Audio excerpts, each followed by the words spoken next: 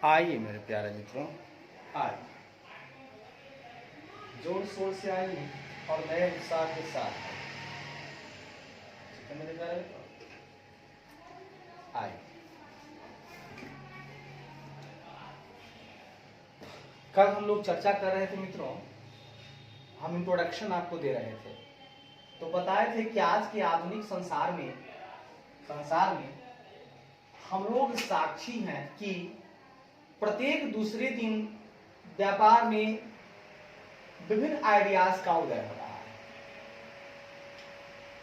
अब सही बात है, एक व्यापार करके हम बैठे थे, अब नई कंपनी नया कुछ ले आई, अब हमको बैठना पड़ रहा है, प्रतिस्पर्धा तो बढ़ेगा, जिसके कारण अत्यधिक कंपटीशन में इंक्रीज के लिए जिम्मेदार ठहराया गया। सही बात है, अगर आइडियाज नया नया आएगा तो कंपटीशन तो बढ़ेगा, ठीक है। अब हर आदमी कहेगा भैया अब हमको उस तरफ चलना होगा, वैसा नहीं करेंगे कोई दिक्कत वाली बात नहीं। इस गला काट प्रतियोगिता के साथ कुछ चालाक या धूर्त व्यापारी जो हैं वो तो सरवाइव कर रहे हैं, मतलब वो जीवित बच रहे हैं। सुनिएगा, जो धूर्त और चालाक हैं वो तो जीवित रह रहे हैं, जबकि उनमें से कुछ का इस प्रतियोगिता की गतिशीलता के कारण सफाया होता जा रहा है। लेकिन जो इस गलाकाट प्रतियोगिता में अपने आप को संभाल नहीं पा रहे हैं, वो उनको क्या हो रहा है कि वो जो है बेचारे वो उनका सफाया हो रहा है। अब सुनिएगा, एक लाइन कहता है कि रणनीतियों के साथ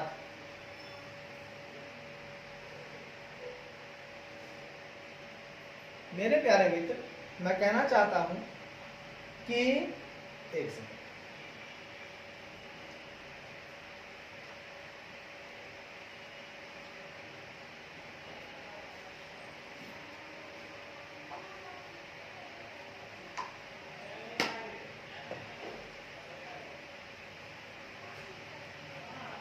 अब आइएगा मेरे मित्र, इसमें क्या कह रहे हैं हम,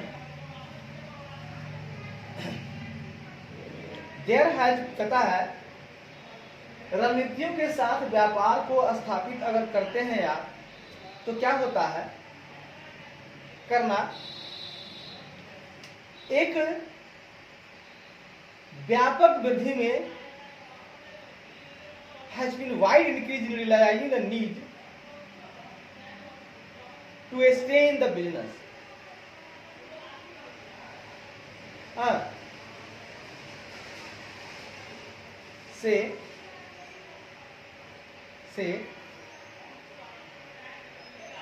से विभिन्न डिफिकल्ट मार्केट सिचुएशन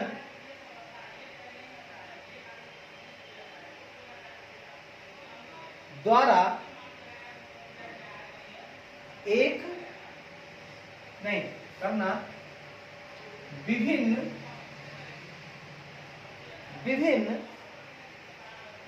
कठिन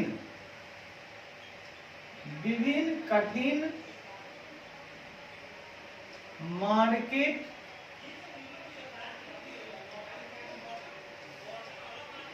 विभिन्न कठिन मार्केट सिचुएशन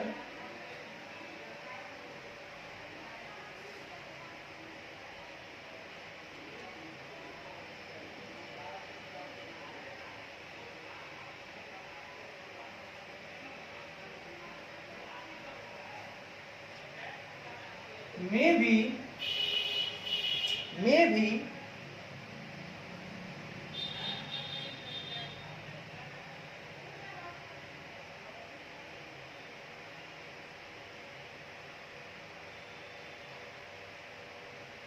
भी बिजनेस को स्टे रहने की जरूरत है, सही बात है। विभिन्न कठिन परिस्थितियों में भी बिजनेस को स्थिर रहने की जरूरत है।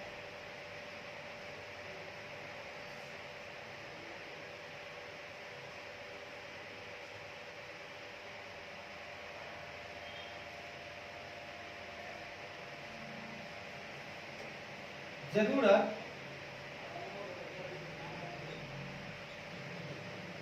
महसूस होती है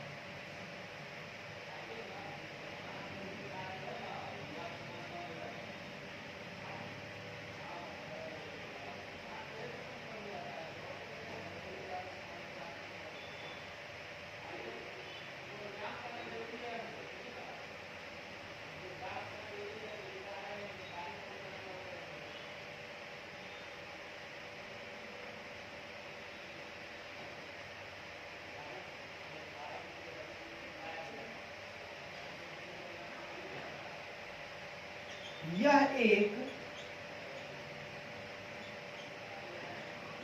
व्यापक वृद्धि भी है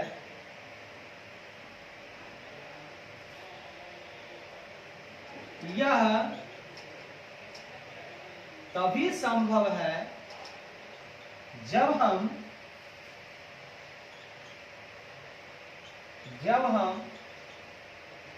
रणनीतियों के साथ व्यापार को स्थापित करते हैं। सुनिएगा मेरे, विभिन्न कठिन मार्केट सिचुएशन में भी बिजनेस को स्थिर रहने की जरूरत महसूस होती है और यह एक व्यापक वृद्धि भी है।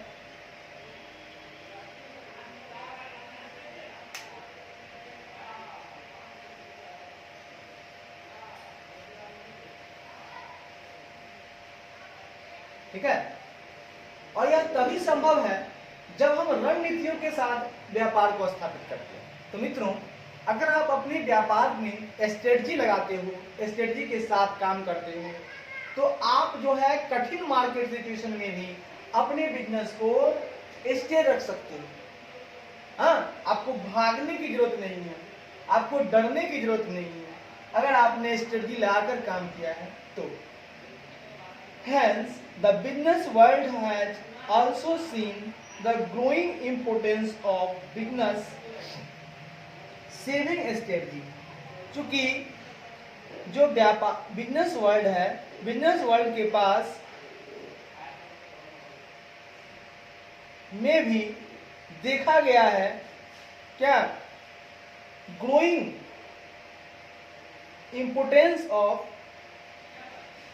Business saving strategy. सुनिएगा, व्यापार की जो व्यापार सेविंग स्ट्रेटजी जो है, हाँ,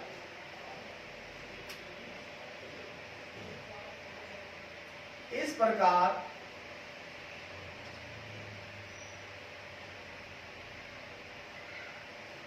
प्रकार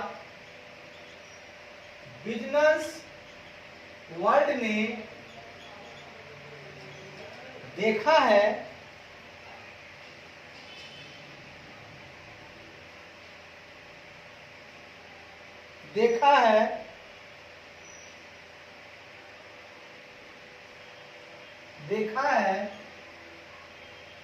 बिजनेस सेविंग स्ट्रेटजी के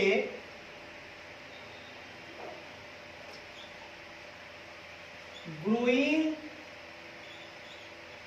इंपोर्टेंस। मतलब इस प्रकार बिजनेस वर्ल्ड ने बिजनेस सेविंग स्ट्रेटजी में के ग्रोइंग इंपोर्टेंस को देखा है। अब आप हमको कहना चाहते हैं बिजनेस सेविंग स्ट्रेटजी, यानी व्यापार में आपके पास एक सेविंग स्ट्रेटजी होनी चाहिए। बिल्कुल सही बात है, एक ऐसी स्ट्रेटजी जो थोड़ा सा सेविंग की तरफ ध्यान दे, अपने आप को सेव करते हुए चले, कि साहब अगर परिस्थितियां विपरीत हो जाएंगी तो मेरी खुद की जो संपत्ति है वो कुछ नई टेक्नोलॉजी अगर आ जाती है तो उसमें हम लगा देंगे और फिर हम जो कॉम्पिटिटर्स हैं उन पर हम विजय हासिल कर सकते हैं। अगर आपके पास सेविंग स्ट्रेटजी नहीं होगी, आपके पास पैसे सेव नहीं होंगे, तो क्या आप नई टेक्नोलॉजी को अपना पाएंगे? क्योंकि प्रत्येक दिन आइडियाज उदय हो रहा है, नई नई आइडियाज आ रहे हैं, नए नए कॉम्पिटिटर्स जो है हमारे वो नए नए आइडिया लेकर आए हैं। और अगर हम और आप अगर उनके साथ कदम से कदम नहीं मिला के चलेंगे तो हमारा भी हाल नोकिया जैसा हो जाएगा। तो अगर हमें आगे निकलना है, हमें भी साथ देना है सैमसंग का, हमें भी साथ देना है ओप्पो का, हमें भी साथ देना है वीवो का, तो हमारे पास बिजनेस सेविंग स्ट्रेटजी होनी चाहिए।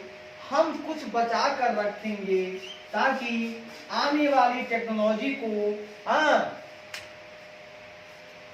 ये बहुत महत्वपूर्ण है, ताकि आने वाली जो हमारी टेक्नोलॉजी है उसको हम बना सकें, उसको अपना सकें। कहता है there can be different strategy to ensure the business continues to exist or existing companies find ways to increase market share by eliminating the competitors or to come out of financial crisis by restructuring the present capital structure and the like। कहता है there can be different strategy, बहुत सारे विभिन्न strategy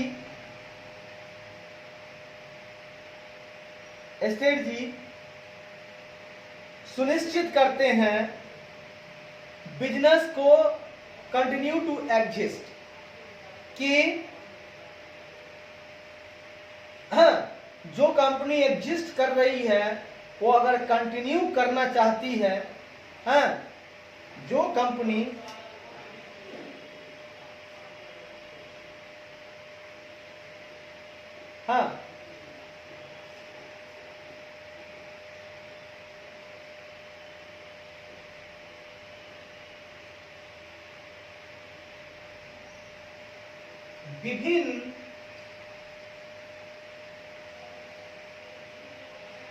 विभिन्न strategy हैं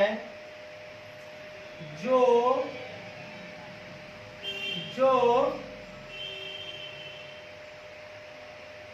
business continues to exist, जो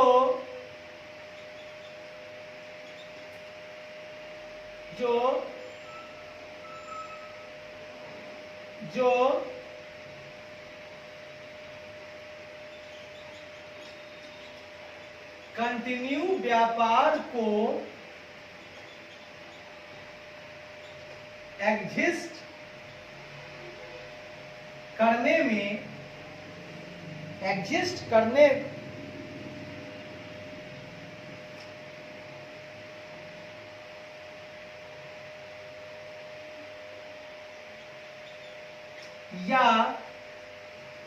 या existing companies find ways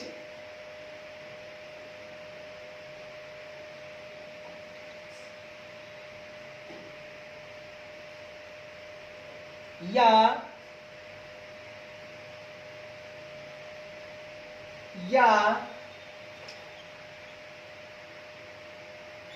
existing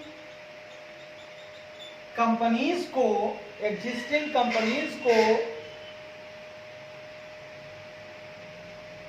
अपने मार्केट शेयर बढ़ाने के लिए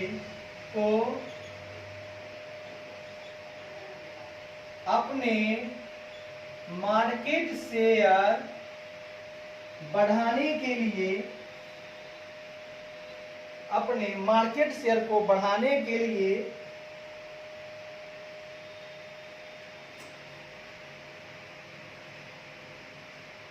रास्ते ढूंढने में बढ़ाने के रास्ते ढूंढने में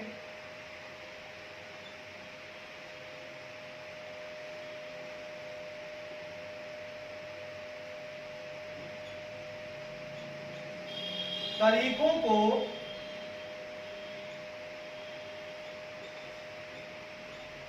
सुनिश्चित करते हैं। विभिन्न स्ट्रेटजी है जो कंटिन्यूस व्यापार को एग्जिस्ट करने में, कि भैया अगर व्यापार कंटिन्यू है तो एग्जिस्ट कर जाए, मतलब आ जाए, ऐसा नहीं कंटिन्यू है उसको कोई जाने नहीं, तो एग्जिस्ट कर जाए।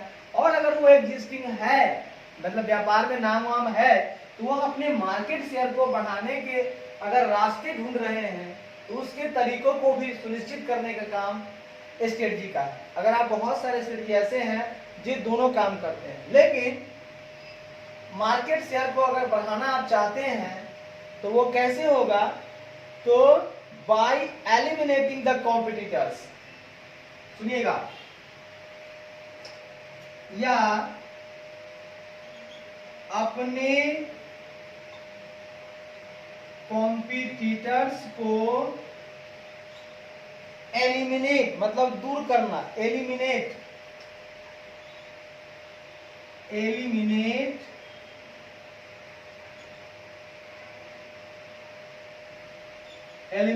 करने के द्वारा, है ना, के द्वारा या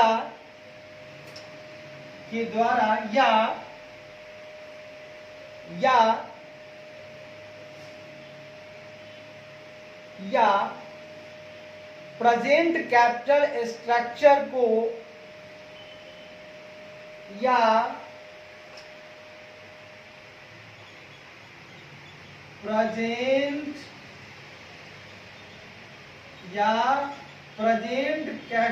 स्ट्रक्चर को, या प्रेजेंट कैपिटल स्ट्रक्चर को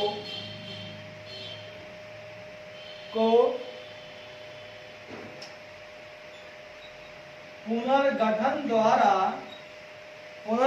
द्वारा वित्तीय संकट से बाहर आना,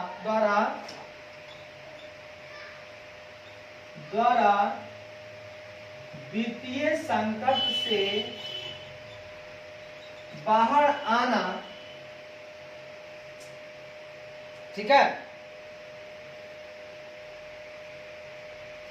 ठीक है ना। अपने कंपटीटर्स को एलिमिनेट कर दीजिए, पहला काम है। या अगर आपका प्रेजेंट कैपिटल स्ट्रक्चर है, या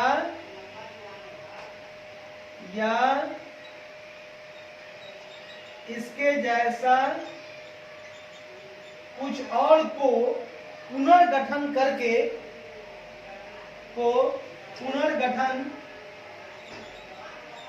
वित्तीय संकट से बाहर आने के द्वारा ही एग्जिस्टिंग कंपनीज अपने मार्केट शेयर बढ़ाने के रास्ते ढूंढने के तरीकों को सुनिश्चित करती है, ठीक है ना। यानी हम कहना चाहते हैं आपके पास बहुत सारी स्ट्रेटजी होनी चाहिए। स्ट्रेटजी का काम क्या है, तो पहला काम है कि जो व्यापार कंटिन्यू है तो वो एग्जिस्ट कर जाए, हाँ, कंटिन्यू टू एग्जिस्ट।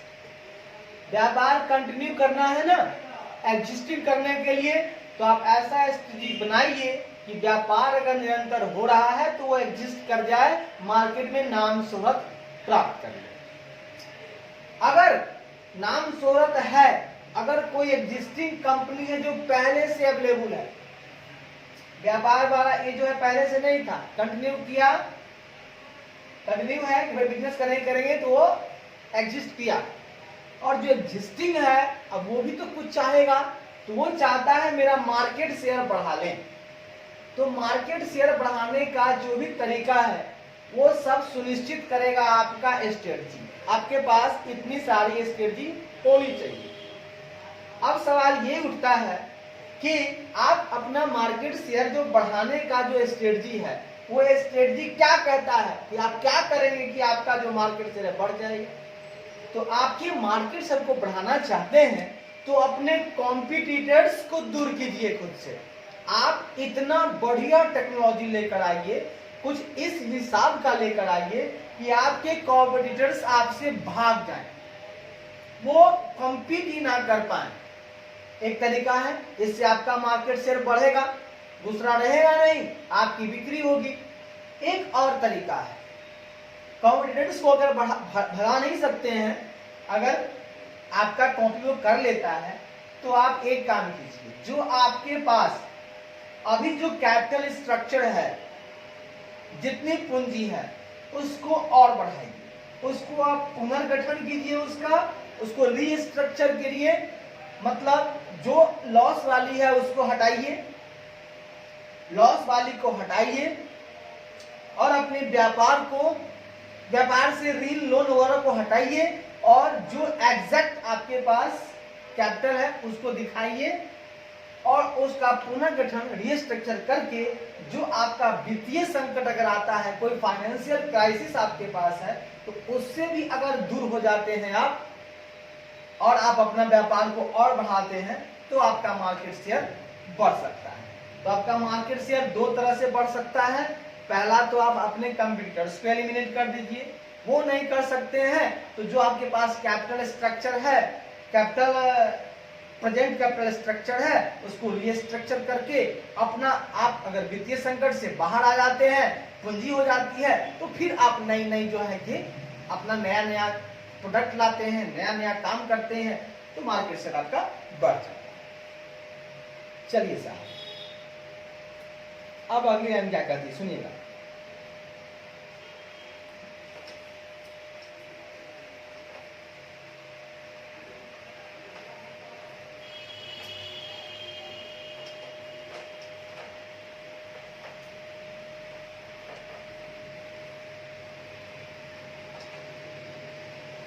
आइए दूसरी बात,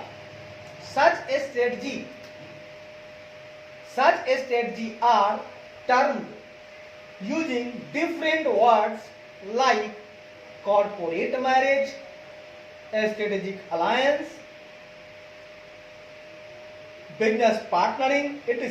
The same has been defined in the accounting standard 14 as 14. सुनिएगा मित्रों, ये जो स्ट्रेटजी है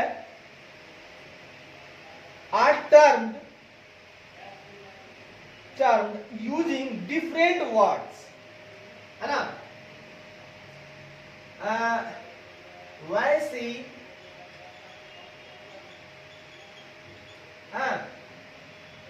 सच स्ट्रेटजी, इस स्ट्रेटजी को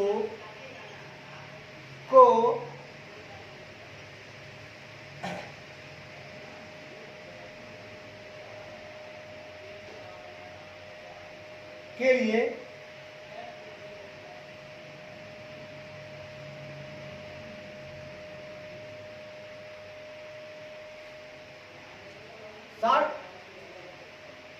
स्ट्रेटजी को, ऐसी स्ट्रेटजी को, ऐसी स्ट्रेटजी के लिए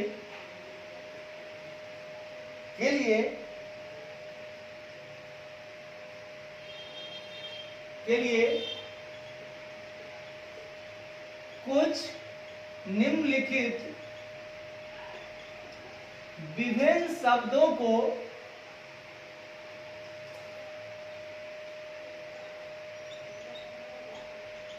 इस्तेमाल करते हैं। ऐसी स्ट्रेटजी के लिए कुछ निम्नलिखित विभिन्न शब्दों को using different words, term using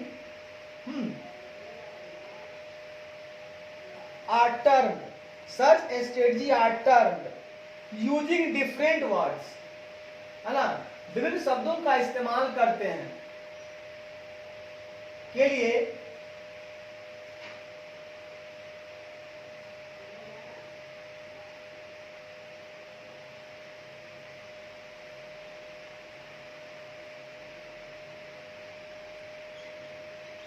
कुछ निम्नलिखित टर्म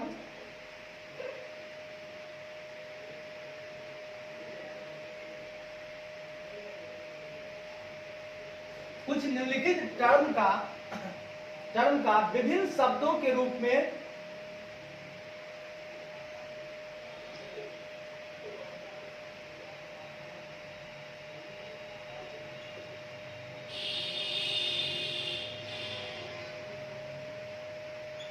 टर्म का इस्तेमाल करते हैं।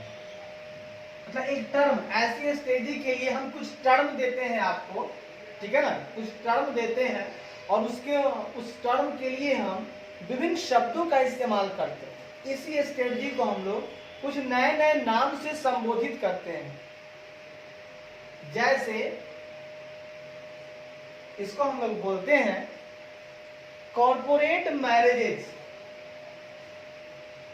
कॉर्पोरेट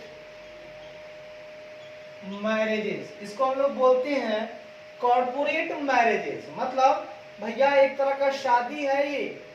जब दो कंपनियां मिलती हैं तो उसको हम लोग नाम एक और दे सकते हैं, अमालगमेशन बोलते हैं, no doubt, amalgamation of the company बोलते हैं, नो डाउट। लेकिन यहाँ पे हम लोग कॉर्पोरेट मैरिजेस भी बोल सकते हैं।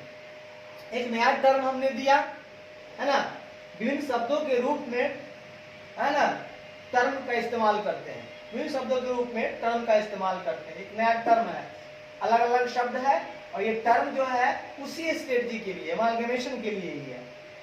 फिर हम लोग बोलते हैं स्ट्रेटेजिक अलायंस। क्या बोलते हैं मित्रों? Strategic alliance. ये भी कुछ इसी तरह का टर्म है। हाँ, आपस में दो कंपनियां जुड़ती हैं।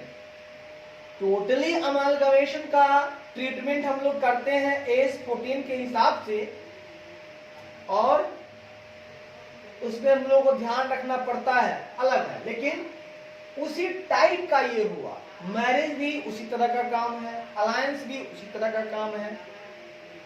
और तीसरा बिजनेस पार्टनरिंग। बिजनेस पार्टनरिंग मतलब ये व्यापारिक हम लोग पार्टनर्स हैं, बिजनेस पार्टनर करना। दो आदमी मिलकर पार्टनर बनते हैं ना, इसको बिजनेस पार्टनरिंग भी कहा जाता है।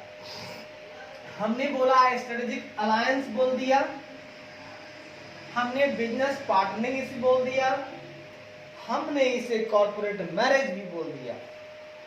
हाँ, और सभी को, इन सभी को एस 14 यानी अकाउंटिंग स्टैंडर्ड 14, इसको क्या बोल सकते हैं? अकाउंटिंग स्टैंडर्ड 14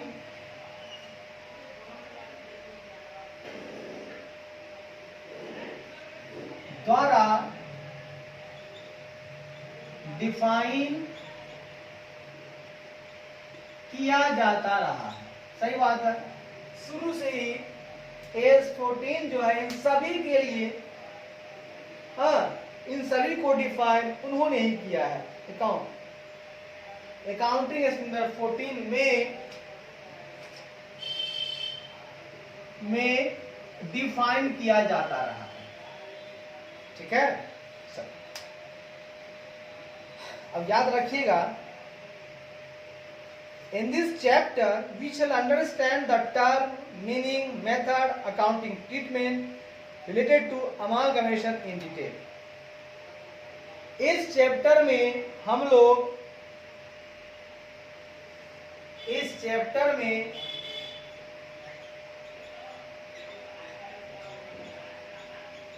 लोग टर्म, हम लोग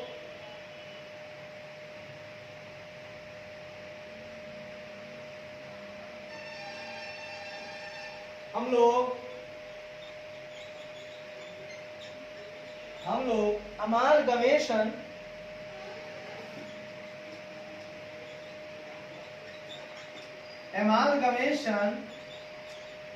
in detail, amalgamation in detail से संबंधित terms, meanings, method accounting treatment, accounting treatment method, accounting treatment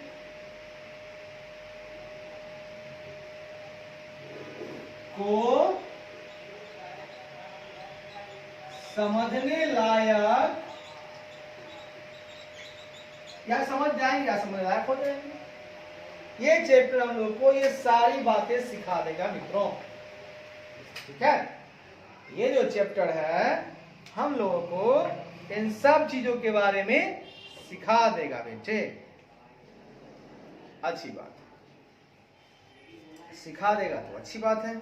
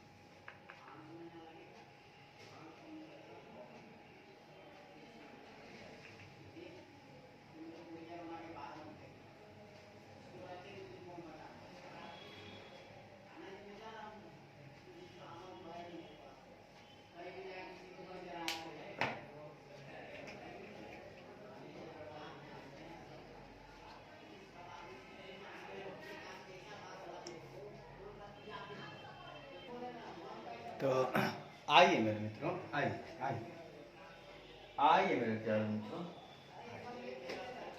अब जरा सा आपसे हम रूबरू हो जाएंगे। अब हम चर्चा करेंगे मीनिंग। देखिए कहां तक हो पाता है, इसको भी जरा सा हम चाहते हैं अंतिम अवस्था तक पहुंचा दें। देखिए क्या होता है, ठीक है।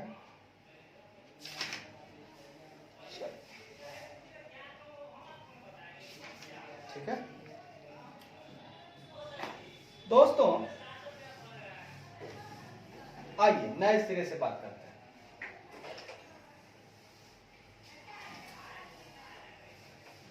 देखिए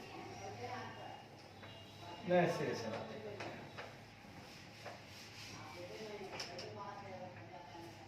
चर्चा है मीनिंग ऑफ अमालगमेशन। अच्छी बात है। अब हम सीखना चाहते हैं मीनिंग ऑफ अमालगमेशन। भाई आखिर अमालगमेशन का मतलब क्या है? चलिए, जब अमालगमेशन पढ़ते हैं हम लोग तो मतलब तो भैया जानना बनता है, बिल्कुल बनता है, मतलब जानना तो बनता है। तो सुनिएगा, amalgamation refers to the process of merger of two or more companies into a single entity.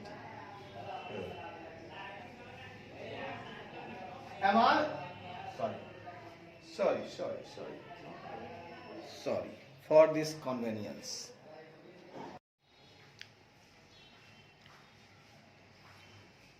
आइए मित्रों, आइए मेरे मित्रों, आइए।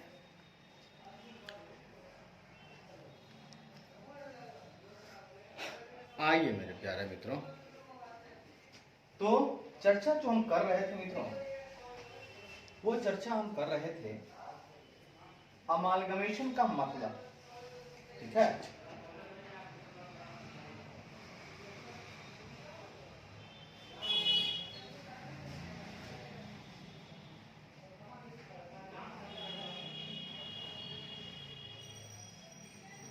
कर रहे थे हम चर्चा,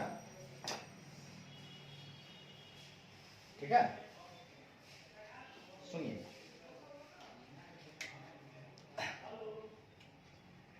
amalgamation refers to the process of merger of two or more companies, लिखिएगा,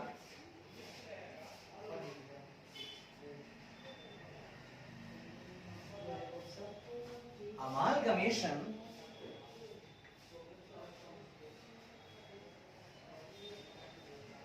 रेफर करता है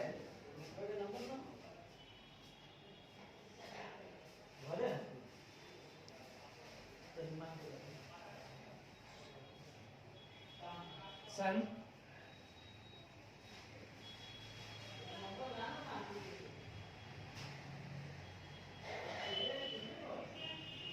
एक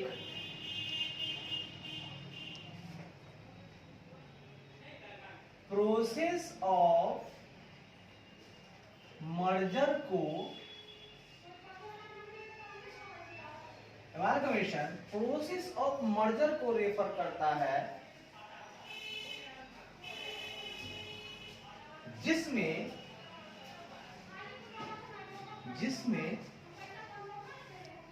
दो या दो से अधिक कंपनी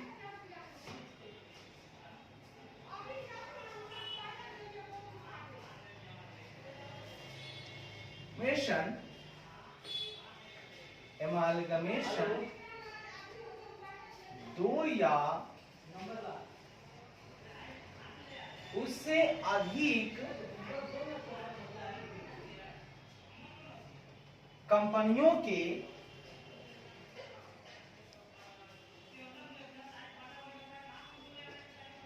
एक सिंगल एंटिटी में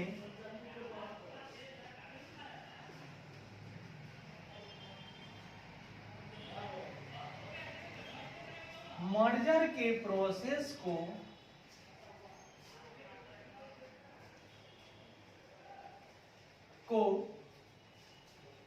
रेफर करता है। एमालगमेशन रेफर करता है कि यह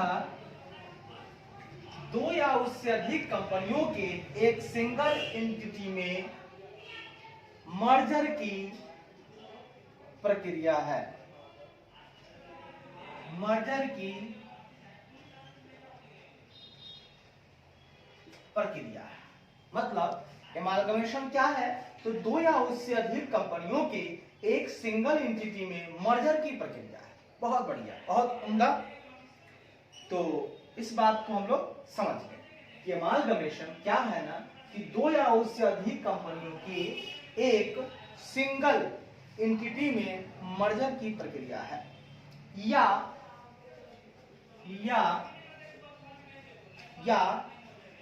जहां एक कंपनी दूसरे कंपनी को टेक ओवर करती है बाय आउटराइट परचेज, मतलब सीधी खरीद द्वारा, या जहां सीधी खरीद मतलब आउटराइट परचेज, आउटराइट सीधी खरीद द्वारा, जहां सीधी खरीद द्वारा एक कंपनी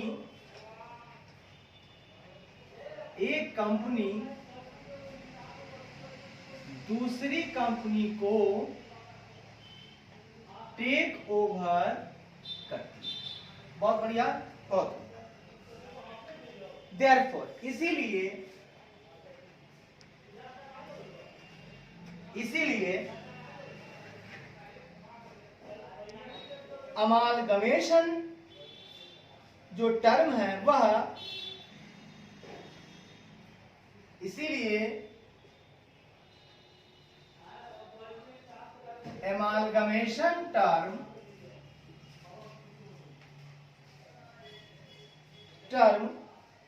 दो प्रकार के एक्टिविटीज, दो प्रकार के क्रिया का चिंतन करता है। कंटेम्पलेट्स, दो प्रकार के क्रिया का चिंतन करता है। यानी अमालगमेशन में हम लोग दो तरह के काम को अंजाम देते हैं। पहला काम क्या होता है मित्रों, टू या दो से अधिक कंपनी ज्वाइन दो से अधिक कंपनी का अब सम्मिश्रण हो जाते हैं, ज्वाइन हो जाते हैं और नया कंपनी बनाते हैं। दो या उससे अधिक कंपनी ज्वाइन होकर एक नई कंपनी को निर्माण करते हैं, होकर एक नई कंपनी का निर्माण करते हैं। अमालगमेशन में ही ऐसा होता है। टू और मोर companies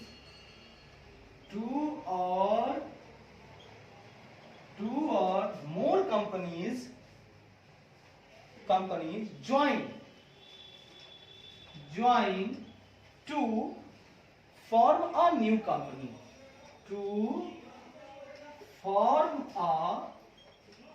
new company, form a new company।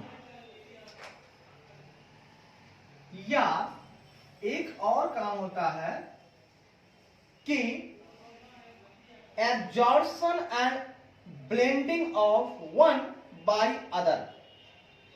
हाँ, दूसरा एक के द्वारा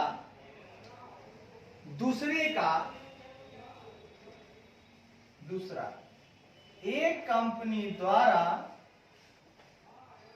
दूसरे कंपनी का अवशोषण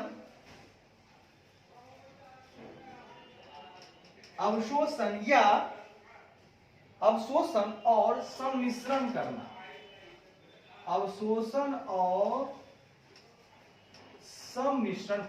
इसको बोल सकते हैं आप absorption and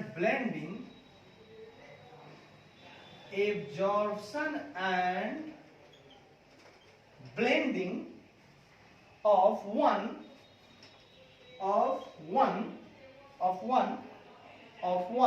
by the other,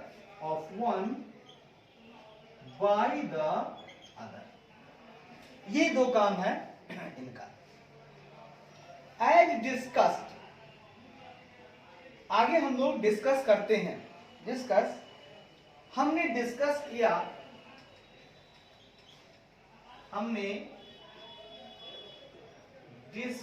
किया कि this arrangement is sought by companies to receive various advantage, कि यह अरेंजमेंट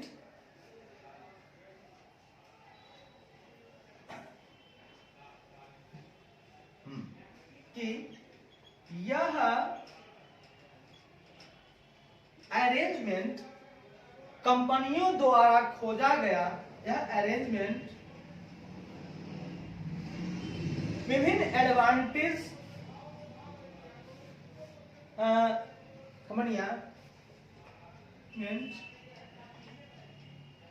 विभिन्न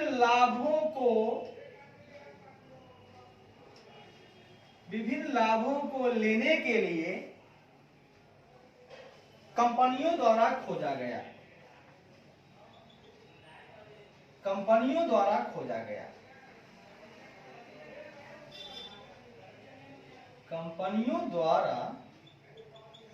मित्रों, अब हम ये चर्चा कर रहे हैं, जरा गौर से सुनिएगा।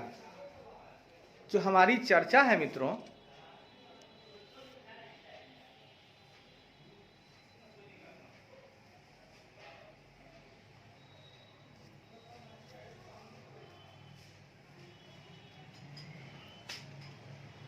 हमारी जो चर्चा हो रही है मित्रों, इसे जरा सा आप गौर से सुनेंगे, ठीक है।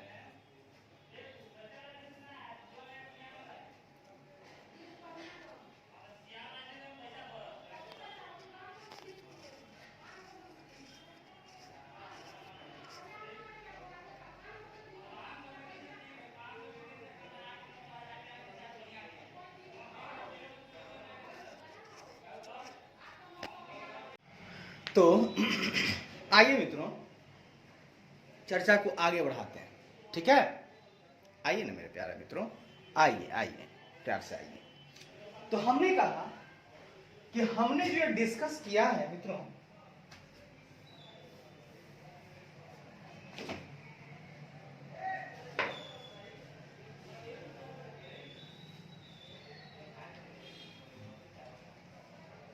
हमने जो ये डिस्कस किया है मित्रों, वो क्या डिस्कस किया है?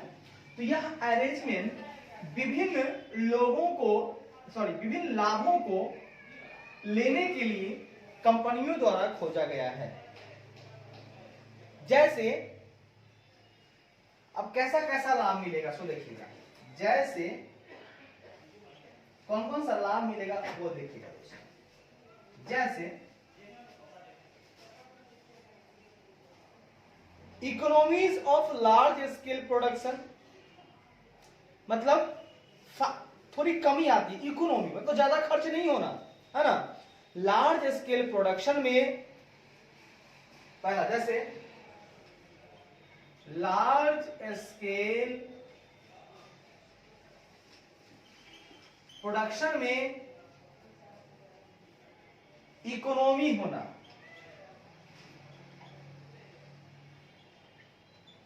यानी कम खर्च लगना। दोनों मिलके कर लेंगे ना, खर्चा कम जाएगा। तो economies of large scale production, इसको बोल सकते हैं economies of large scale production, economies of large scale production, पहला फायदा। दूसरा, कंपटीशन को अवॉइड करना। दूसरा फायदा क्या है?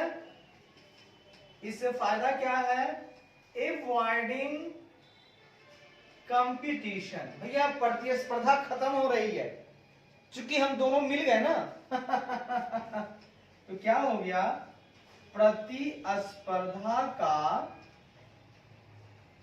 को अवॉइड करना, हटा देना, खत्म कर देना। तीसरा फायदा, इंक्रीजिंग एफिशिएंसी। दोस्तों एक और फायदा हो गया, इंक्रीजिंग एफिशिएंसी।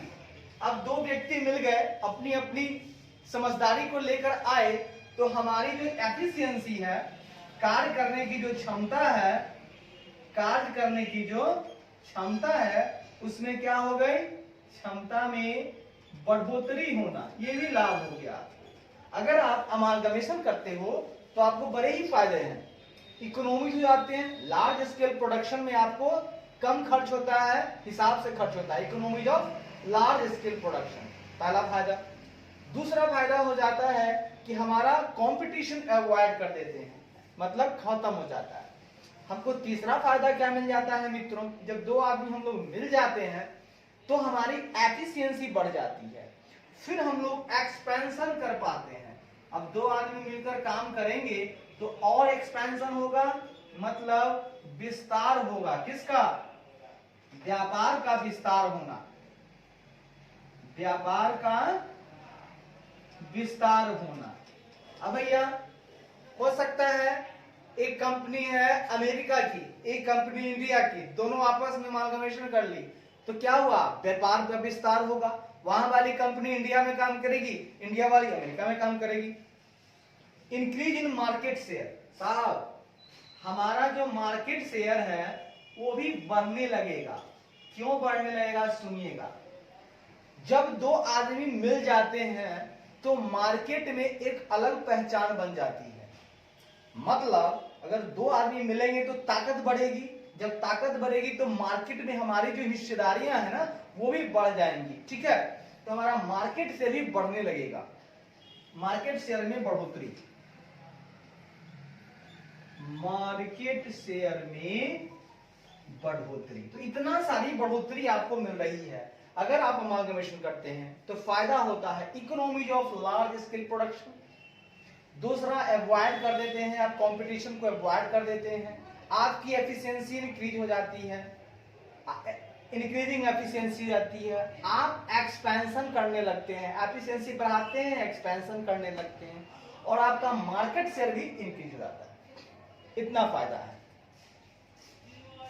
अब आगे सुनिएगा, हम लोग अमालगमेशन में, in amalgamation we have generally two companies, है ना, हमारे पास सामान्यतः दो कंपनियां होती हैं जिन्हें हम लोग कहते हैं, पहला सुनिएगा,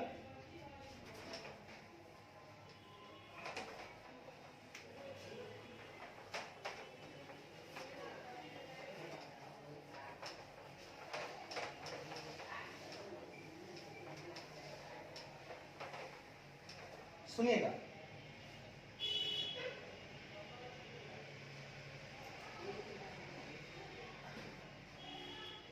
अमालगमेशन में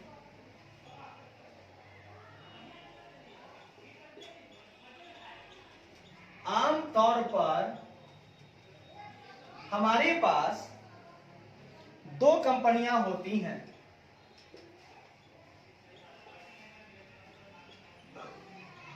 जिन्हें हम कहते हैं, जिन्हें हम कहते हैं, पहला कहते हैं वेंडर या ट्रांसफेरर कंपनी, जिसे पहला कहते हैं हम लोग वेंडर या ट्रांसफेरर कंपनी। दोस्तों, जो कंपनी बिक जाती है, बिक जाने वाली कंपनी, वेंडर बिक गई, भैया एक को तो बिकना होगा, एक को ट्रांसफर करना होगा, तभी तो दूसरा लेगा, यानी दूसरा लेने के लिए आया है तो पहले को जाना पड़ेगा मित्रों। तो पहला है वेंडर या ट्रांसफेरर कंपनी, और दूसरा भेंडी या ट्रांसफरी कंपनी। दूसरा हम लोग बोलते हैं भेंडी या ट्रांसफरी कंपनी। गुड दोस्तों, यानी खरीदने वाली कंपनी, एक बेचने वाली कंपनी, बिक जाने वाली कंपनी, एक खरीदने वाली company. Let us understand the concept through the following example. चलो हम लोग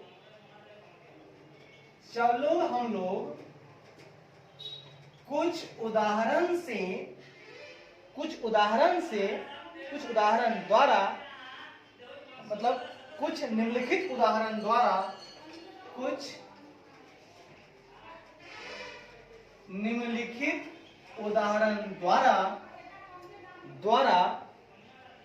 इस कंसेप्ट को समझते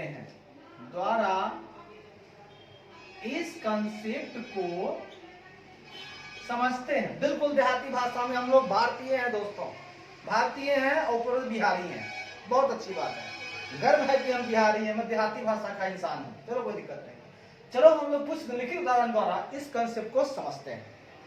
आइए ना, एग्जाम्पल 1 लेते हैं। एग्जाम्पल 1 कहता है, company A and company B amalgamated to form C company. देखिए पहला एग्जाम्पल है, कंपनी ए और कंपनी बी अमालगमेट हो गई,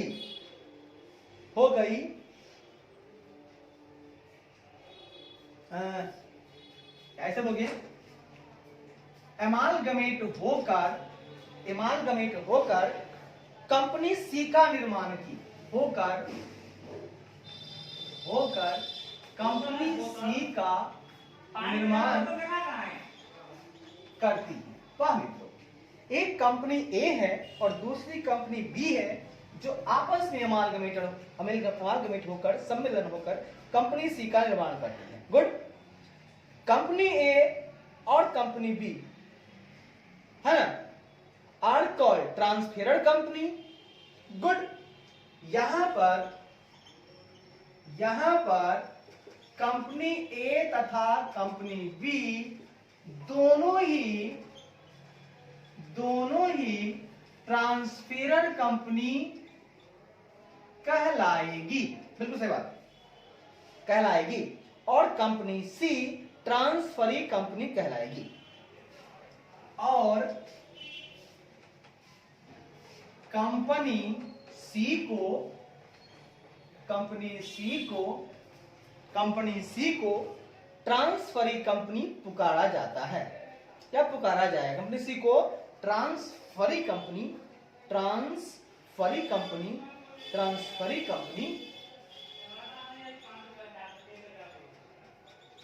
पुकारा जाएगा। Good. This strategy is called as amalgamation. इस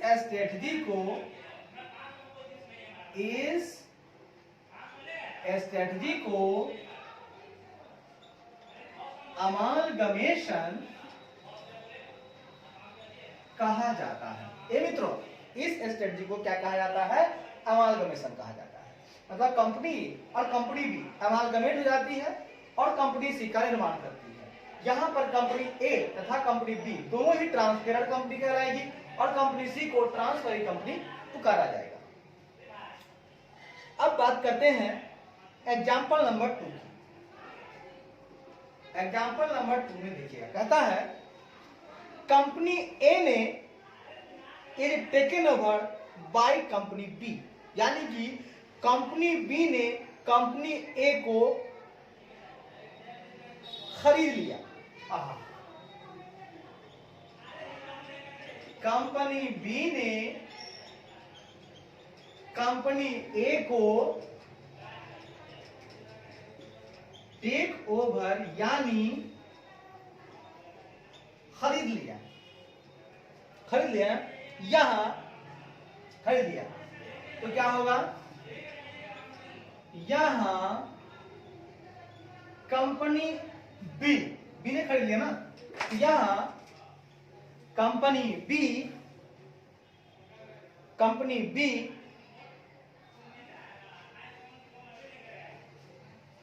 खरीद लिया। तो कंपनी बी या कंपनी ए, यहां पर कंपनी ए जो है बिक रहा है ना, देखो, तो कंपनी यहां पर कंपनी ए को ट्रांसफेरर कंपनी कहा जाएगा। यहां कंपनी ए को ट्रांसफेरर कंपनी पुकारा जाता है और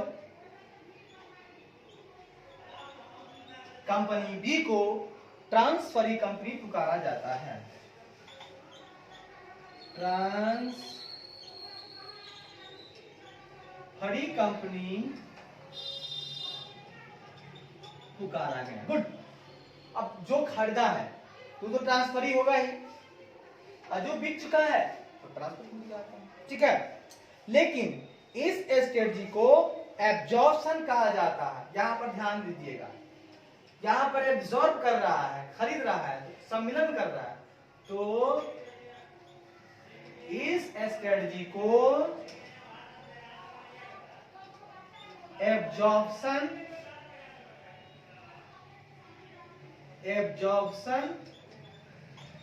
कहा जाता है। वहां पर हमने अमालगमेशन किया कि दो मिलके तीसरा बना, लेकिन यहां पर एक दूसरे को खरीद रहा है तो एब्जॉर्प्शन, मिलके बना तो अमालगमेशन। अब तीसरी पॉइंट सुनिएगा, एग्जाम्पल दी, थोड़ा सा ऊपर चलते हैं। चलिए, अब हम लोग एग्जाम्पल 3 पे विचार करते हैं। हमने आपको तोड़कर अमालगमेशन एब्जॉर्प्शन 2 बताया है। अब आगे सुनिएगा मित्र।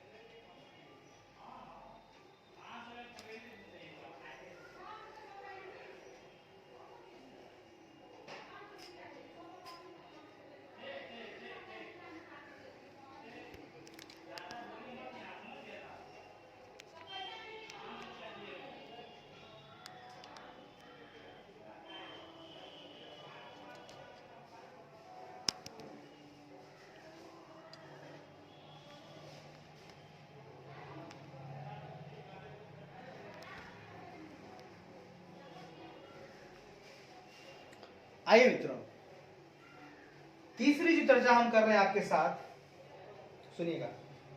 एग्जाम्पल नंबर 3 लेते हैं मित्रों। कहता है कंपनी ए बीते 5 सालों से हानि लॉस को सफर कर रही है। ठीक है, कंपनी ए बीते 5 सालों से लॉस को सफर कर रही है, मतलब लॉस सफर कर रही है, मतलब लॉस हो रहा है उसको। ठीक है, कंपनी है। ठीक है, A new company B is floated to take over the existing company A. रही है एक नई कंपनी ए, सॉरी एक नई कंपनी बी, एक नई company B existing company A को, एग्जिस्टिंग कंपनी ए को लेने के लिए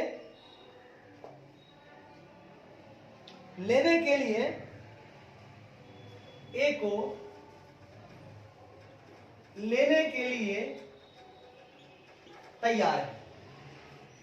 यहां, अब यहां क्या होगा, तैयार है मतलब ले ली। यहां कंपनी ए को ले रही है, यहां कंपनी ए ट्रांसफेरर कंपनी, यहां कंपनी ए ट्रांसफेरर कंपनी और कंपनी बी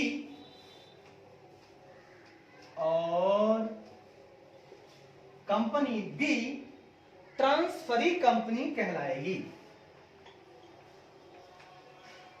ट्रांसफरी कंपनी कहलाएगी। साहब यहां पर एक लॉस हो रही है, उसको वो लेने जा रही है, तो इस स्ट्रेटजी को नॉर्मल नहीं समझिएगा, इस स्ट्रेटजी को एक्सटर्नल रिकंस्ट्रक्शन, इस स्ट्रेटजी को एक्सटर्नल रिकंस्ट्रक्शन स्ट्रेटजी को टर्म्ड एज, इस स्ट्रेटजी को एक्सटर्नल रिकंस्ट्रक्शन कहा जाता है। दोस्तों रिकंस्ट्रक्शन हो रहे हैं, लेकिन अब यहां पर एक चर्चा आपसे हम करेंगे। रिकंस्ट्रक्शन का मतलब होता है कि जब आपको व्यापार में बहुत ज्यादा लॉस होते रहते हैं, तो उस लॉस को हमको खत्म करने के लिए रिकंस्ट्रक्शन करते हैं। एक होता है इंटरनल रिकंस्ट्रक्शन। इंटरनल रिकंस्ट्रक्शन का मतलब होता है जो लॉस वाला पॉइंट है, लॉस वाला जो हिस्सा है, उसको बेच देना है, उसको खत्म कर देना है, कुछ बदलाव लाना है, उस कंपनी को चलाते रहना है। लेकिन दूसरा होता है आपका एक्सटर्नल रिकंस्ट्रक्शन, यानी एक्सटर्नल का मतलब होता है कि मेरी जो लॉस वाली कंपनी है, अब हम बदलाव नहीं करेंगे, दूसरी कंपनी को बोलेंगे भैया आप मुझे उठा लो और आपको जिस हिसाब से मुझे ठीक करना है कर दो, अब मैं खुद को ठीक नहीं कर पाऊंगा। ठीक है, तो इस तरह से हमने यहां तक अमालगमेशन के मतलब को समझा। तो 3 तरह की बातें हमने की, अमालगमेशन, एब्जॉर्प्शन और एक्सटर्नल रिकंस्ट्रक्शन, तीनों को हमने बारी बारी से समझा। अब हम लोग इस कंसेप्ट को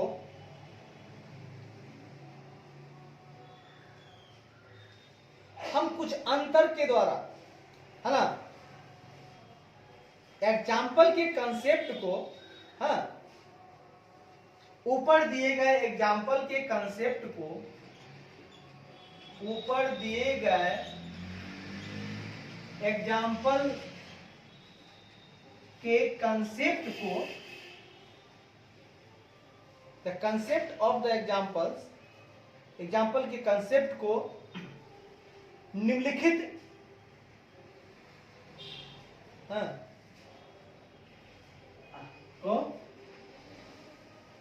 को निम्नलिखित अंतर के टेबल से समझ सकते हैं। हम आपको एक अंतर का टेबल दे रहे हैं। ऊपर तो एग्जाम्पल दे के समझ गए तीनों को, अब कुछ हम आपको टेबल दे रहे हैं, उस टेबल से भी हम लोग समझ सकते हैं तीनों के डिफरेंस को। ठीक है ना, अच्छी बात है। सबसे पहले मित्रों हम इसको नए सिरे से करते हैं। 1 मिनट दोस्तों, 1 सेकेंड।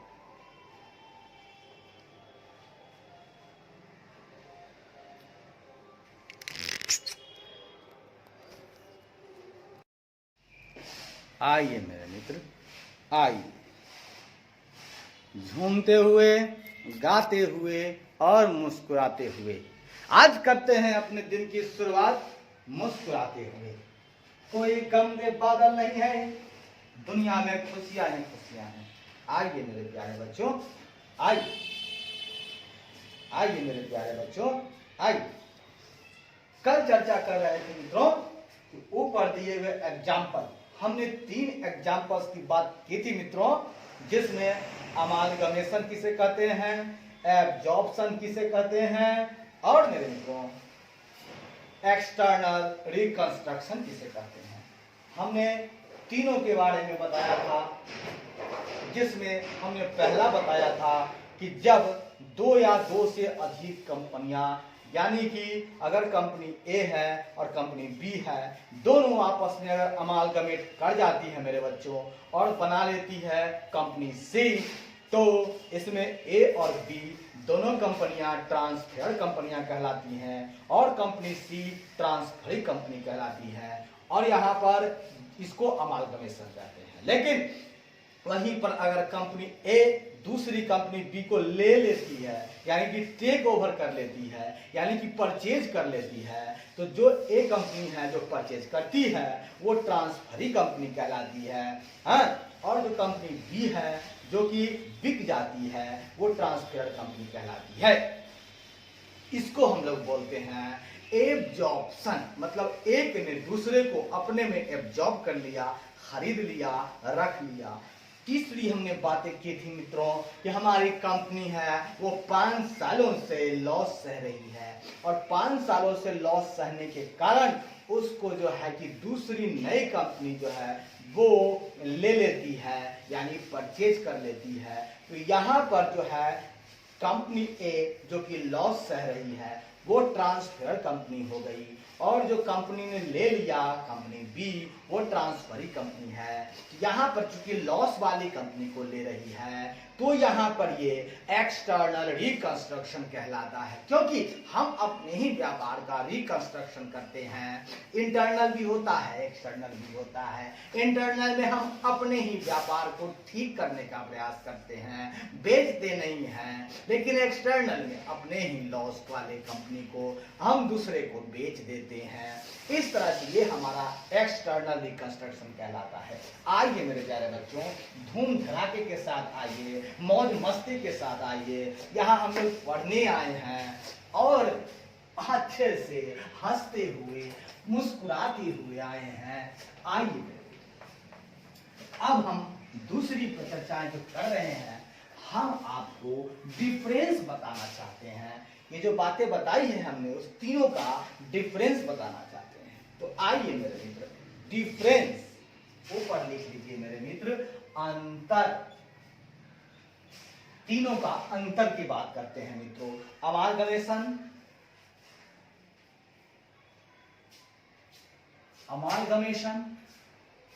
दूसरी चर्चाएं करते हैं मित्रों एब्जॉर्प्शन। दूसरी चर्चाएं करते हैं एब्जॉर्प्शन। और तीसरी चर्चा करते हैं एक्सटर्नल रिकंस्ट्रक्शन।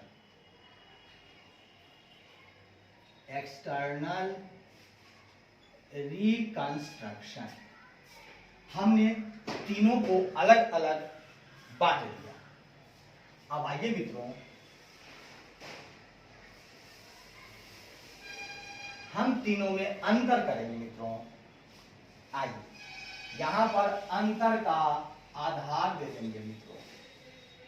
सबसे पहला हम बात करेंगे मित्रों, इसका हम अंतर बताएंगे मित्रों, इसका हम लोग अर्थ बताएंगे, मीनिंग बताएंगे कि अमालगमेशन किसे कहते हैं, एब्जॉर्प्शन किसे कहते हैं और एक्सटर्नल रिकंस्ट्रक्शन किसे कहते हैं। तो सबसे पहले अगर हम एमालगमेशन के ऊपर आते हैं मित्रों, तो एमालगमेशन क्या होता है ना कि दो या दो से अधिक कंपनियां खत्म हो करके एक न्यू कंपनी का निर्माण होता है।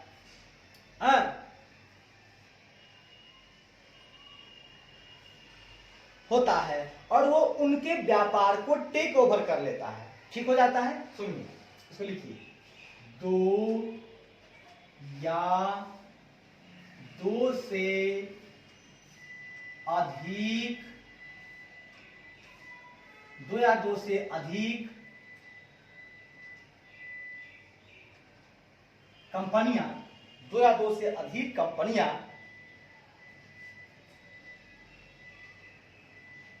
खत्म होकर, यानी कि बाउंड अप, खत्म होकर या खत्म हो जाती है, खत्म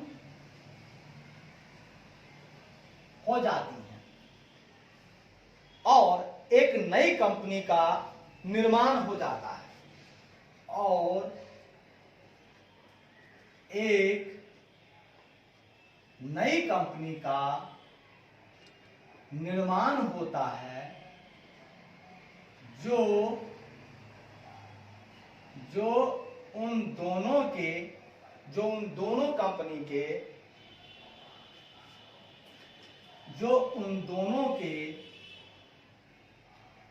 व्यापार को टेक ओवर कर लेती है, उनके व्यापार को टेक ओवर कर लेती है, उसको हम लोग बोलते हैं अमालगमेशन। ठीक है मित्रों, क्या बोलते हैं उसको? अमालगमेशन बोलते हैं। ठीक,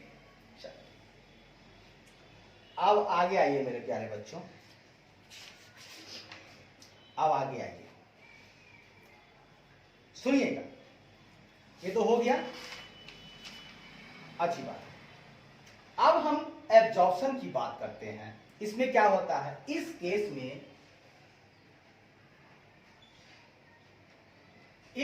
में existing company take over the business of one और मोर एग्जिस्टिंग कंपनी। एक एग्जिस्टिंग कंपनी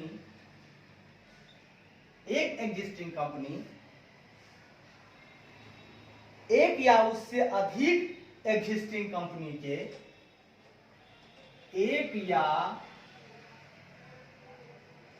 उससे अधिक एग्जिस्टिंग कंपनी के बिजनेस को टेक ओवर कर लेती है, मतलब खरीद लेती है। टेक ओवर यानी टेक ओवर कर लेती है, यानी खरीद लेती है। टेक ओवर करने का मतलब खरीद लेना। तो सुनिएगा, अमालगमेशन में दो या दो से अधिक कंपनी खत्म हो करके नई कंपनी बन जाती है, वहां कोई लेने वाला नहीं है। दो या दो से अधिक कंपनी जब खत्म हो जाती है तो एक नई कंपनी का निर्माण हो जाता है और उन दोनों के व्यापार को टेक ओवर कर लेती है जो नई कंपनी है सो। और यहाँ क्या होता है कि एक एग्जिस्टिंग कंपनी जो है मेरे प्यारे मित्रों, एक जो एग्जिस्टिंग कंपनी है वो दो, एक या उससे अधिक जो एग्जिस्टिंग कंपनी है ना उसको खरीद लेती है। उसको मतलब कोई पुरानी टूटती नहीं है, वो नए को जो एग्जिस्टिंग में ही है उसी को खरीद लेती है। लेकिन एक्सटर्नल रिकंस्ट्रक्शन में क्या होता है, इस केस में एक न्यूली फॉर्म्ड कंपनी, हाँ यहां पर वहां एग्जिस्टिंग यहां पर दोनों कंपनियां क्या है, एग्जिस्टिंग प्लस एग्जिस्टिंग, ठीक है। यहां पर है न्यू कंपनी और एक है एग्जिस्टिंग कंपनी। या इस केस में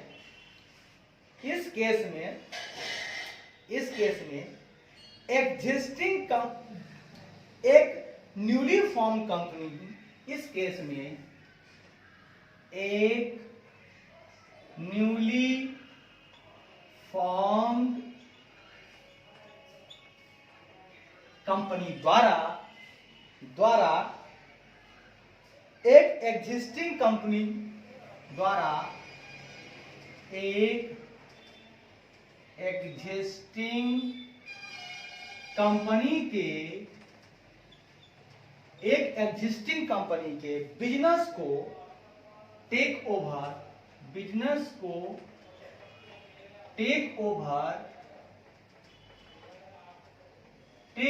कर लेती है। मतलब नई कंपनी एग्जिस्टिंग कंपनी को टेक ओवर यानी खरीद लेती है। अमालगमेशन में दो को खत्म होकर एक नया बना, नया वाला दोनों को ले लिया। इस केस में एग्जिस्टिंग को ले लिया और इसमें एक नई कंपनी ने एग्जिस्टिंग को लिया। इसको कहते हैं एक्सटर्नल रिकंस्ट्रक्शन, ठीक है। आप तीनों का मतलब समझ गए, आगे बढ़िए मेरे प्यारे मित्रों। अब कहते हैं minimum number of companies involve. अब एक अगला अंतर है, यहां पर मीनिंग समझ गए। अब minimum companies, minimum number of companies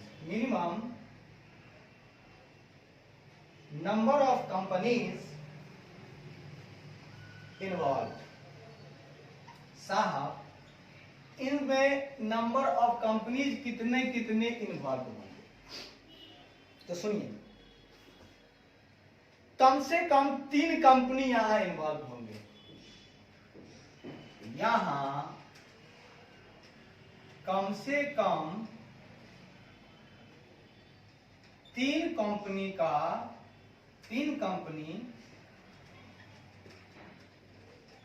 involve होंगे।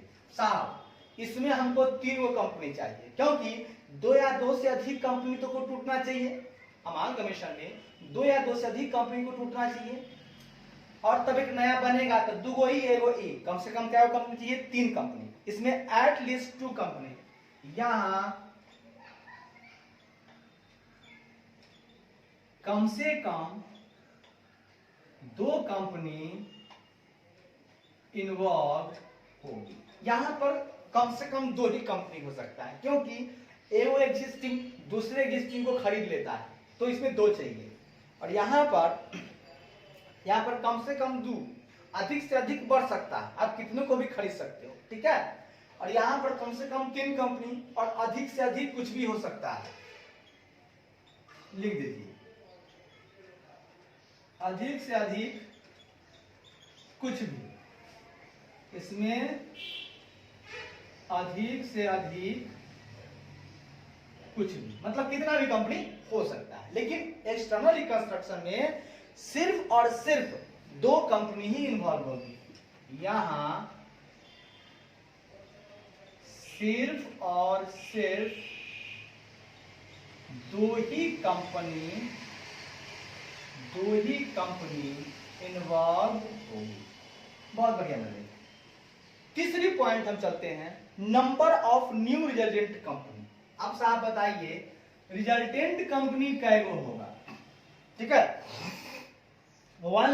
नंबर ऑफ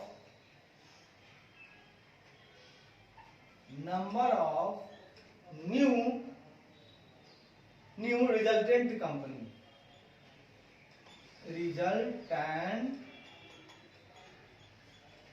दोस्तों यहां पर नया कंपनी एगो हुआ, यहां पर नया कंपनी नहीं, यहां पर नया कंपनी, एगो यहाँ नया, यहाँ नया, वहां नया, यहाँ कुछ भी नहीं, सिर्फ और सिर्फ एक रिजल्टेंट कंपनी ही फॉर्म होगा, सिर्फ एक न्यू कंपनी का निर्माण होगा, यहां पर सिर्फ एक न्यू कंपनी का निर्माण होगा।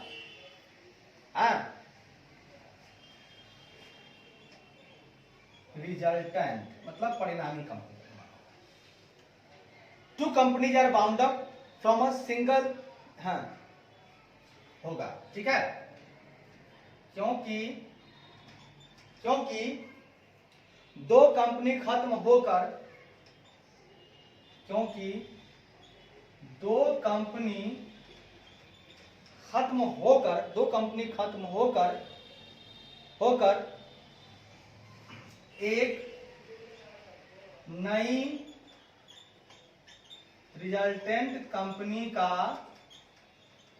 निर्माण होता है। सही बात है, दो जब कंपनी खत्म होता है तो एगो नया कंपनी बनता है। यहां पर कोई भी न्यू रिजल्टेंट कंपनी का निर्माण नहीं होगा, यहां कोई भी न्यू रिजल्टेंट कंपनी का निर्माण नहीं होगा, ठीक है। और यहां पर सिर्फ एक रिजल्टेंट कंपनी का निर्माण होगा, यहां सिर्फ एक न्यू रिजल्टेंट कंपनी का फॉर्मेशन होगा, सिर्फ एक का फॉर्मेशन होगा, ठीक है। क्योंकि इस केस में एक newly company take over the business of, क्योंकि यहां एक न्यूली कंपनी द्वारा एग्जिस्टिंग कंपनी, एक न्यूली फॉर्म कंपनी द्वारा एक एग्जिस्टिंग कंपनी के व्यापार को टेक ओवर कर लिया जाता है। चलिए, कर लिया जाता है, ठीक है। आइए अब लास्ट में बातें हैं, उद्देश्य क्या है। ये मित्र एक काम करते हैं, थोड़ा नीचे झुकने में नहीं बनता है तो इसको थोड़ा मिटा लेते, ये समझ आ गया। अब हम सबको निचोड़ एक ही, अभी लास्ट है तो हम दे देंगे आपको, पहले देख लेते हैं, 1 मिनट देंगे, ठीक है, एकदम सही।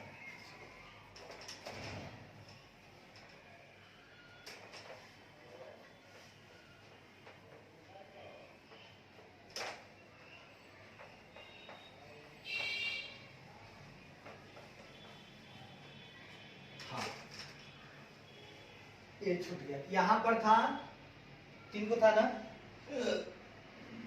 अमालगमेशन,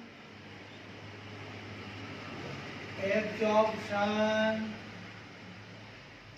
और एक्सटर्नल रिकंस्ट्रक्शन, 3 के बारे में बता रहे हैं। इसका तीनों का हम ऑब्जेक्टिव बताते हैं दोस्तों। क्या बताते हैं? ऑब्जेक्टिव। सुनिएगा, amalgamation is done to cut competition. Amalgamation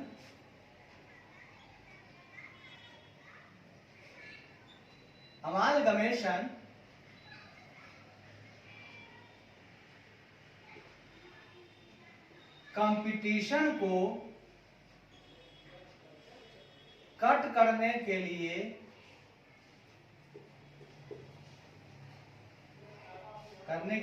कंपनियों द्वारा किया जाता है, कट करने के लिए, कंपटीशन को खत्म करने के लिए। And reap the economies in large scale, reap मतलब लाभ उठाना, और बड़े पैमाने पर अर्थशास्त्र का लाभ उठाने के लिए और बड़े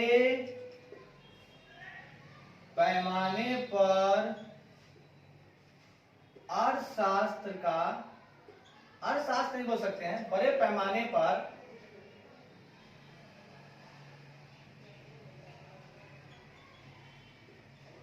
खर्चे कम हो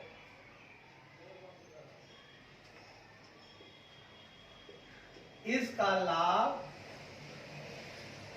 उठाने के लिए भी अमालगमेशन कंपनियों द्वारा किया जाता है। ए मित्र, अमालगमेशन किया जाता है भैया, अलग अलग कंपनी थे, कुछ आप बनाए कुछ हम बनाए, चला प्रॉब्लम ही प्रॉब्लम। क्यों नहीं हम उसको अपने में मिला लें? जब मिला लेंगे रेट एक होगा, कंपटीशन कम जाएगा। तो अमालगमेशन कंपटीशन को कम करने के लिए, कट करने के लिए किया जाता है और बड़े पैमाने पर खर्चे कम हो, है ना, बड़े पैमाने पर खर्चे कम हो इसका लाभ उठाने के लिए भी अमालगमेशन किया जाता है। एब्जॉर्प्शन भी सेम है, सेम एब्जॉर्प्शन भी कंपटीशन को खत्म करने तथा बड़े पैमाने पर अर्थशास्त्र का लाभ उठाने के लिए कंपनियों द्वारा किया जाता है। सेम बात है, लेकिन एक्सटर्नल रिकंस्ट्रक्शन जो होता है वो कंपनी के फाइनेंशियल स्ट्रक्चर को रीऑर्गेनाइज, पुनर्गठन, सुनिएगा, एक्सटर्नल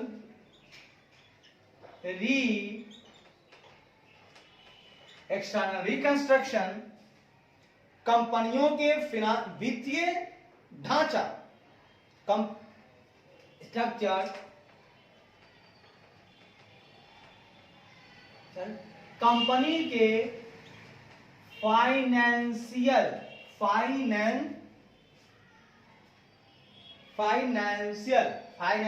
स्ट्रक्चर को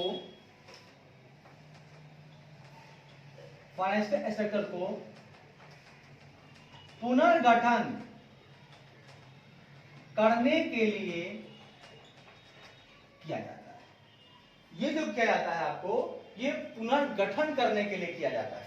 ठीक मेरे प्यारे मित्रों, तो एक्सटर्नल रिकंस्ट्रक्शन जो होता है कंपनियों के जो फाइनेंशियल स्ट्रक्चर हैं उनको पुनर्गठन करने के लिए किया जाता है। एब्जॉर्प्शन कंपटीशन खत्म करने के लिए, अमालगमेशन कंपटीशन खत्म करने के लिए, और बड़े पैमाने पर अब दोनों आदमी का पैसा एक जगह लग रहा है तो अर्थशास्त्र का लाभ उठेगा ना। हाँ, अब दो पैसा एक जगह आ गया तो पैसा एक जगह लग रहा है ना, तो दो आदमी दो दिशा में काम कर रहे थे और दोनों का पैसा एक जगह आ गया और एक ही जगह मजदूरी देना पड़ा, एक ही जगह रॉ मटेरियल लेना पड़ा, एक ही जगह रिसर्च करना पड़ा, तो फायदा हुआ ना। तो इस तरह से हम लोगों ने इसको समझ लिया। अब मेरे प्यारे बच्चों, अब अपनी दिशाओं को हम आगे बढ़ाते हुए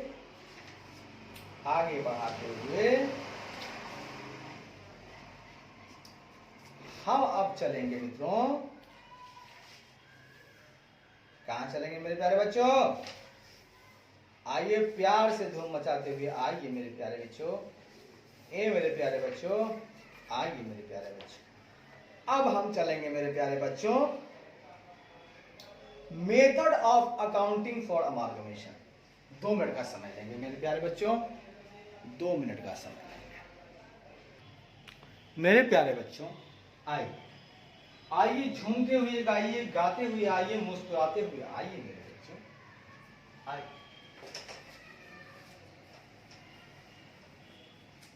इंट्रोडक्शन खत्म।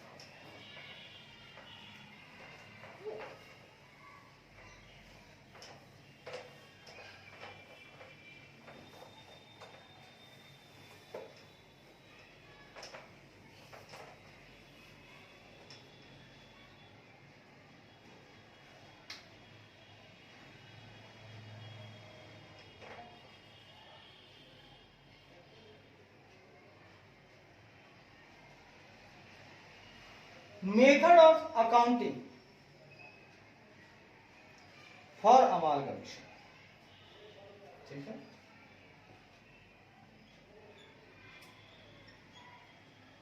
Method of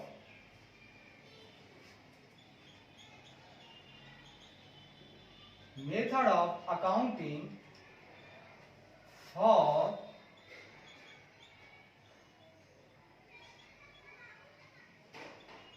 amalgamation. Method of accounting for amalgamation, हम आज आपसे चर्चा करेंगे कि अमालगमेशन की जो अकाउंटिंग होगी, अकाउंटिंग तो होगी, यस यस सर होगी। तो अकाउंटिंग होने के लिए, करें अकाउंटिंग, उसके लिए आपके पास मेथड्स क्या हैं, हम इस पे चर्चा करें कि अकाउंटिंग का मेथड क्या होगा। ठीक है मेरे बच्चों, यस सर। तो सुनिएगा, there are two main methods of accounting for amalgamation. हाँ, मुख्य रूप से, हाँ लिखिएगा,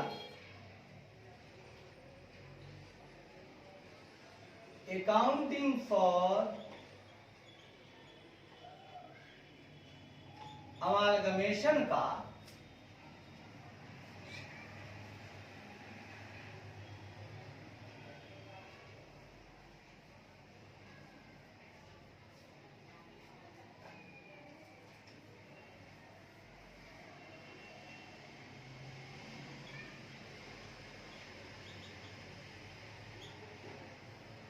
एमालगमेशन के अकाउंटिंग का मुख्य दो मेथड। अगर हम एमालगमेशन का अकाउंटिंग करते हैं तो उसका मुख्य दो मेथड। पहला pooling of interest method, pooling of interest method, ठीक है। दूसरा है मेरे बच्चों परचेज मेथड। याद कीजिएगा, pulling of interest method, purchase method, pulling of interest method, purchase method, pulling of interest method, purchase method, pulling of interest method, purchase method, pulling of interest method, purchase method, pulling of interest method, purchase method. जो first method है, first method का इस्तेमाल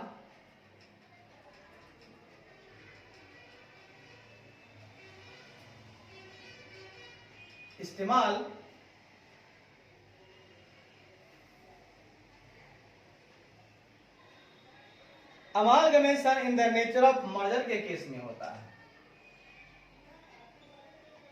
amalgamation in the nature of merger के case में होता है। किस case में होता है? फर्स्ट मेथड का इस्तेमाल amalgamation in the nature of merger के केस में होता है।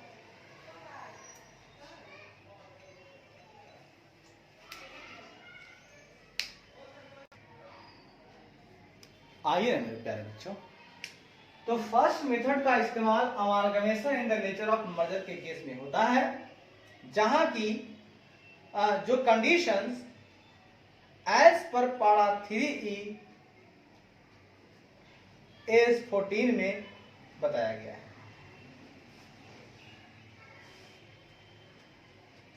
जो कि S14 के पारा 3E में जो कि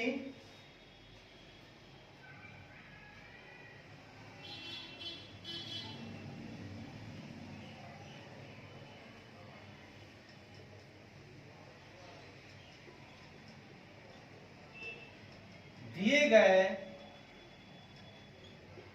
कंडीशन द्वारा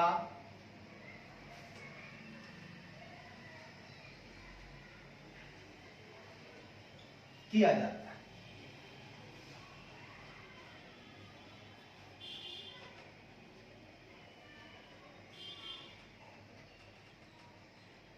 अकाउंटिंग किया जाता है और हाँ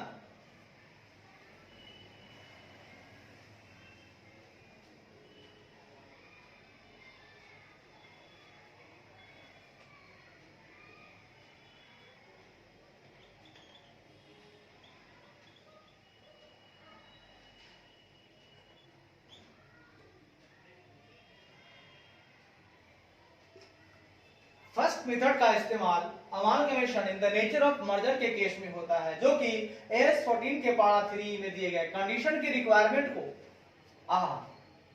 रिक्वायरमेंट को फुलफिल करते हुए अकाउंटिंग किया जाता है। ठीक है। सेकेंड मेथड का इस्तेमाल तथा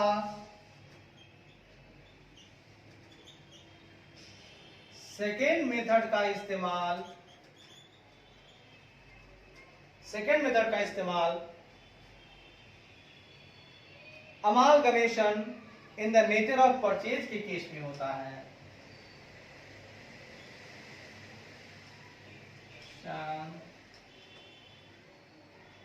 in the nature of purchase के केस में होता है। ठीक है, दोनों मेथड हम समझ गए। अब हम बात करेंगे पूलिंग ऑफ इंटरेस्ट मेथड की और तब हम लोग बात करेंगे परचेज मेथड की। ठीक है, चलो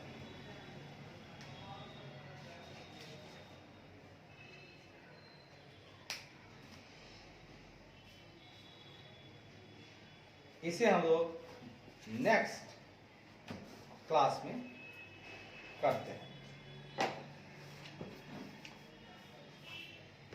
चलिए, धन्यवाद।